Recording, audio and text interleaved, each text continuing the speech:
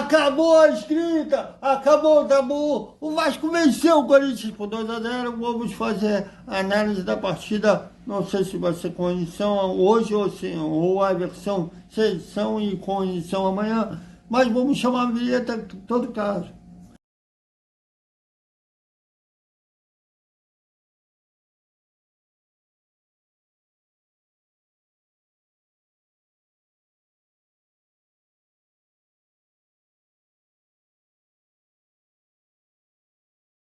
Salve, salve galera do Vascão! Mais um vídeo para o Vasco Velocidade. Antes de mais nada, peço que vocês curtem, compartilhem, comentem, espalhem para geral, porque aqui a galera tem moral, aqui todos têm bom. Vasco, sim, tirou o peso das costas, bateu no Corinthians por 2-0. Com isso, o Vasco ganhou uma gordura, já pode dizer que, inclusive, a briga do Vasco não é mais contra o rebaixamento, já pode ter ambições melhores. E não sei ainda, não vi ainda a tabela de classificação, se o Vasco já entrou na zona da Sul-Americana, foi a 20 pontos, ou se está ainda paquerando a zona da Sul-Americana. Seja como for, a luta contra o rebaixamento, pelo visto, ficou no passado, agora é olhar para a frente. Bom, e no primeiro tempo foi pobre, o Vasco nervoso, o Vasco sem conseguir encaixar suas jogadas. No lado esquerdo, o Lucas Pinto e o David simplesmente pareciam não se entender, pareciam que estavam jogando juntos pela primeira vez. Tamanho erros, o David estava partindo, ele não é horroroso, mas hoje ele esteve horroroso. E não conseguiram encaixar as tabelas com o Lucas Pinto. Na direita, estava meio tímido no primeiro tempo, tanto que o Vasco praticamente não deu trabalho, não deu trabalho nenhum ao goleiro do Corinthians. O Corinthians esbarrava nas suas limitações, ainda assim deu um chute perigoso e uma cobrança de falta do Romero, que o Lucas Pinto aí, o Léo Jardim, botou para escanteio. E no segundo tempo, sim, o Vasco conseguiu encaixar melhor as jogadas pelas pontas, tanto na esquerda quanto na direita. E, bem, embora no meio campo não conseguia desenvolver para vai ter condições boas de gol. E também o Bruno Prachedes, como vai, acho difícil no Cássio Prachedes ter a desenvoltura do Felipe Coutinho, que está voltando, ou até do Alex Teixeira, que também está voltando, e do próprio Paé. Ele é muito abaixo dos três citados, mas ainda assim o Vasco tinha presença pelas pontas. Numa dessas, o Lucas Moura aí, o Hugo Moura, que já foi muito criticado por mim, principalmente naquele jogo contra o Atlético Paranaense, que ele praticamente deu gol para o Atlético Paranaense. Ele foi expulso naquela recuo mal de bola, que ele fez falta e foi expulso. E hoje ele teve uma partida muito boa, não só ele, principalmente o Matheus Cocão, o Matheus Carvalho, que muitos, inclusive eu, quando ele foi contratado, vindo do Náutico, criticamos, mas mostrou-se um acerto. Olha como que o futebol é uma coisa engraçada, que muitos jogadores que vêm, não só no Vasco, em vários clubes, já de renome para ser contratação certa, e não dá certo naquele clube. E o Matheus Cocão era uma das contratações que o Scout apanhou muito e mostrou-se um acerto. E o cara cresce a cada jogo. Parece que o Vasco é para ele um prato de comida, que ele se doa a cada jogo. Também tem felicidade no âmbito pessoal, vai ser pai agora. Tudo isso faz o jogador crescer. E o Cocão é um cara que daqui a pouco, quem sabe, está vestindo até a camisa da seleção brasileira.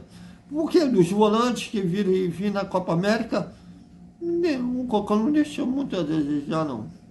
E o Moura inverteu o jogo, o Lucas Pinto matou a bola no peito, chutou cruzado, ele que cria do Corinthians, fazendo valer a lei do ex.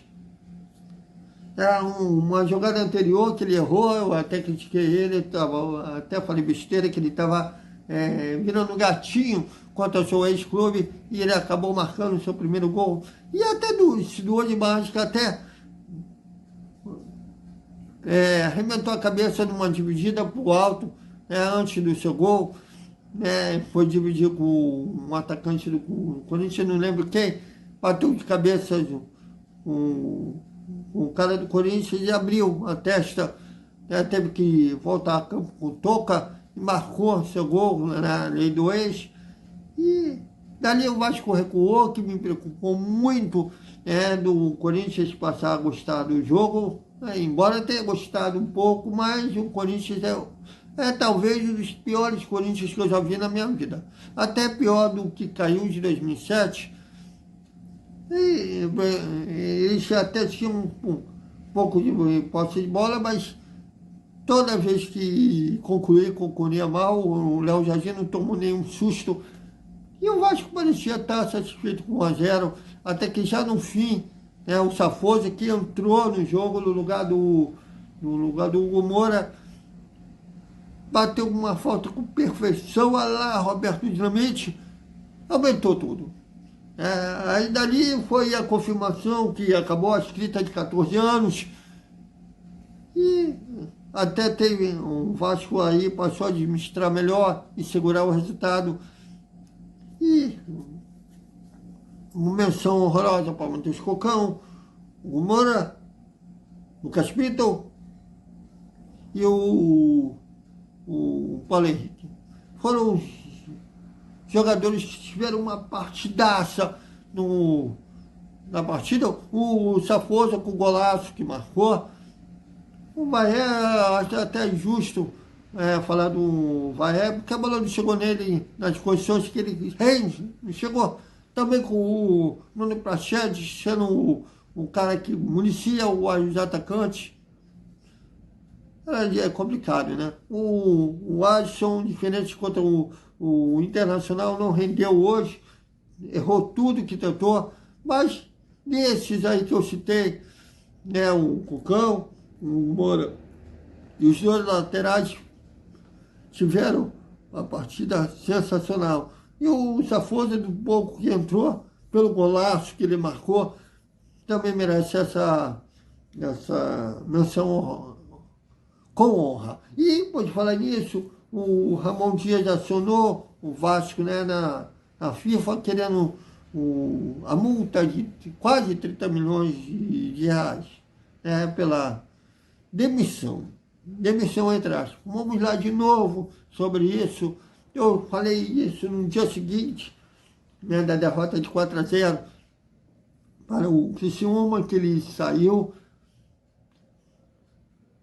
Eu não estive lá um dia, como hoje a CBF não aprovou o meu credenciamento, mas tive fontes que disse que ouviram da boca do Ramon o pedido de emissão. Aí, com o Lúcio Barbosa, ainda estava na gestão da 77, o Lúcio Barbosa não estava lá, e o Departamento de Comunicações logo mencionou que o Ramon não era mais técnico do Vasco, mas não mencionou na nota que Ramon pediu demissão. Ele aproveitou disso, imagino eu, que ele estava chateado, claro, ninguém gosta de perder de 4-0, ainda mais de casa, e pediu demissão. Depois de ter se lembrado da multa, mudou aproveitando que a nota do Vasco não falou do pedido de demissão, mudou de narrativa. Mas o Vasco registrou na Justiça do Trabalho um pedido de demissão que segura o Vasco juridicamente.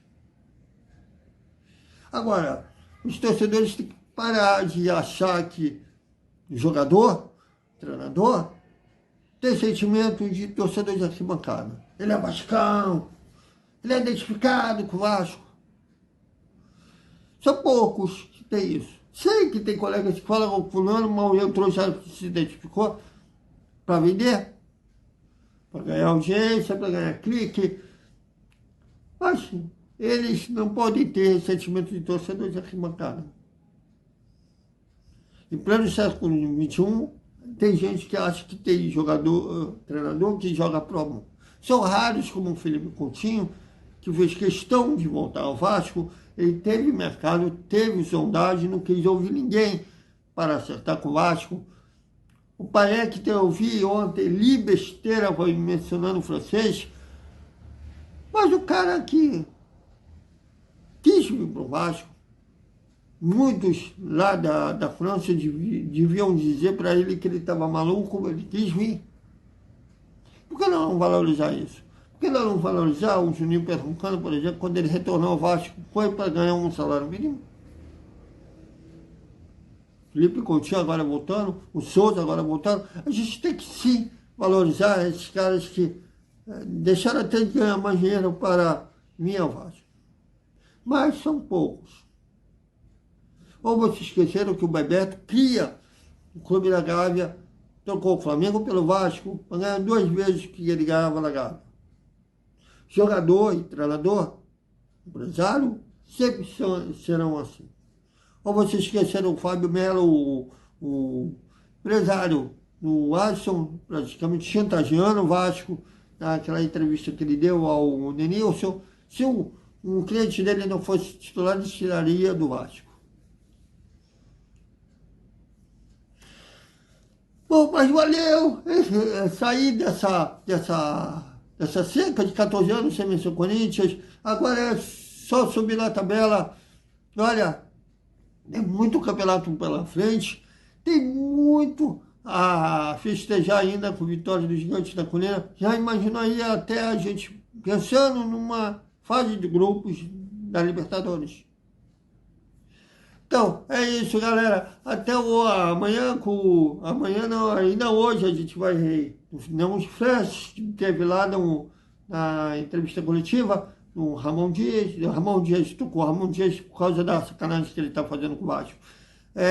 Com o Rafael Paiva e depois vamos fazer a análise, a coletiva completa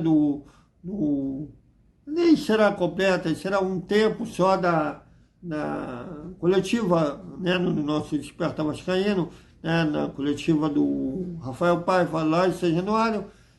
Por que não os 2 tempos? Porque a hora do almoço será a coletiva do Felipe Coutinho lá na sede náutica da Lagoa. Até mais.